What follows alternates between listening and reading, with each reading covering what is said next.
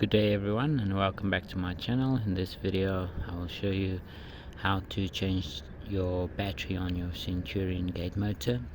This will be just a quick video to show you how to do this.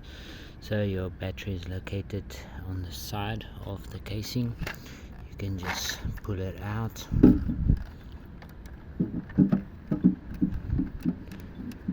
like this. There your red wire goes onto the red pole of the battery, black wire goes onto the black pole of the battery. You can just remove it. Oops. And then insert your new battery.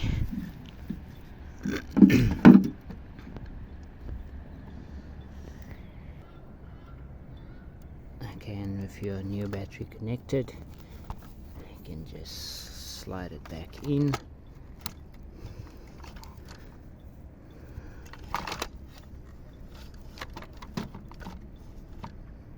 Okay, and that's how you replace a battery on your Centurion gate motor.